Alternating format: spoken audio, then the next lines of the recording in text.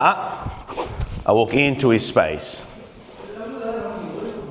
As soon as he goes to jump up onto you, what I'm going to do when we close the door and we bring him in, he's going to be like, palos! He's going to come and jump. As soon as he goes to jump, I'm going to say, or no, and I'm just going to walk into his space.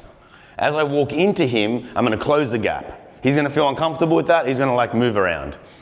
Walking into his space may not work, so you'll see that when I walk, I'm just going to just raise my knees slightly as I walk into him, just so that as he goes and commits himself into me, if I'm taking that step towards him, he kind of bumps into the knee. So I'm not actively kneeing him or trying to kick him, but I'm going to close the gap and I'm going to walk through him, and he's not going to like it. 2 or 3 times, he's going to be like, what the hell is that?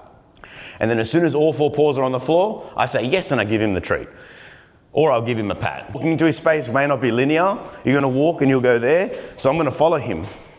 I'll follow him until he's like, well, this is super uncomfortable, and then he stops. Then I take the pressure off by not walking into him anymore. So we call that spatial pressure. Good boy. All right, so as soon as he jumps up, I'm going to walk into his space here. Okay? I'll just stay in front of the camera as well. All right, so as soon as he goes to jump up, I'm just going to walk into him. Now, if he if he gets way too intense, we're just going to put the leash on him.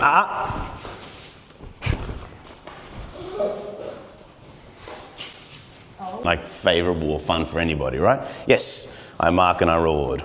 Good boy. I'm going to walk into his space. I feel like it's really driven by Yes, for sure. So having the pouch on, I walk into his space. Now you can see how uncomfortable that becomes. Good. And then from there, hey buddy, yes, I can mark and reward. How does he think he should be greeted? Because and I walk into his space.